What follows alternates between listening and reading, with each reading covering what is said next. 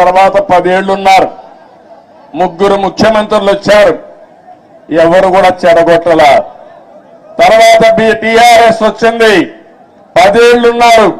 వాళ్ళు కూడా చెడగొట్టల. ఇప్పుడు మళ్ళా కాంగ్రెస్ వచ్చింది. రేవంత్ రెడ్డి గారు ముఖ్యమంత్రి అయ్యారు. మళ్ళా అభివృద్ధిని ముందుకు తీసుకుపోతున్నారు. అందుకే నేను నిన్న కూడా నేను ముఖ్యమంత్రి అవుతానే నేనే లెటర్ రాశాను రేవంత్ రెడ్డి గారికి, గౌరవ ముఖ్యమంత్రి గారికి. 2 రాష్ట్రాల మధ్య కొన్ని సమస్యలు ఉన్నాయి. ఈ సమస్యల్ని పరిష్కారం చేద్దాం. నేను వచ్చి మిమ్మల్ని కలుస్తానని నేనే చొరవ తీసుకున్నాను. దానికి తెలంగాణ ముఖ్యమంత్రి సానుకూలంగా స్పందించారు.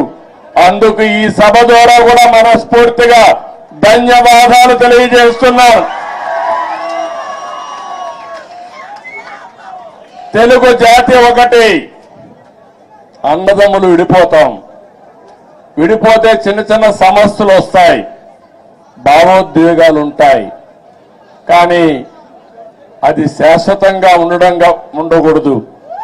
ఎప్పుడైనా అన్నదమ్ములు విడిపోయినా బయట వాళ్ళు మన మీదకి వస్తే మన ఇద్దరం ఒకటేనని చెప్పి నిరూపిస్తామనా కాదా అని మిమ్మల్ని అడుగుతున్నా.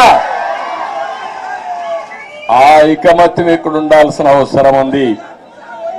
మన జాతి ఒకటి, తెలుగు జాతి. మనం మాట్లాడే భాష ఒకటి, తెలుగు భాష.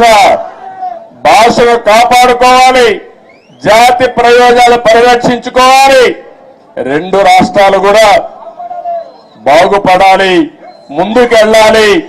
అదే తెలుగుదేశం పార్టీ ధ్యేయం కూడా. అవునా కాదా మీరే ఆలోచించుకోవాల్సిన అవసరం ఉంది. ఇంకొక పక్కన మీరు ఒకసారి చూస్తే 2 రాష్ట్రాలు విడిపోయిన తర్వాత, అన్నాదమ్ములు విడిపోయిన తర్వాత ఎవరి కుంపటి వాళ్ళదే. కష్టపడితే సుఖపడతారు, ఎక్కువ సంపాదించుకుంటే ఆనందంగా ఉంటారు. అయితే అదే సమయంలో ఏదైనా కలిసి పనిచేస్తే ఒక న్యూ ఎనర్జీ కూడా వస్తుంది. ఇద్దరు ఐకమత్యంగా ఉంటే ఐకమత్యం చాలా బలాన్ని ఇస్తుంది. ఒకప్పుడు 42 మంది ఎంపీలు ఉండేవాళ్ళు ఆంధ్ర రాష్ట్రంలో. దగ్గర ఒక 18 మందో 16 మందో రాజ్యసభ మెంబర్లు ఉండేవారు.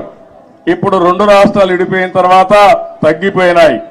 కానీ ఏ సమస్య వచ్చినా నేను ఒకటే చెప్తున్నాను, నాకు ఆంధ్రప్రదేశ్ అని తెలంగాణ కాకుండా 2 రాష్ట్రాల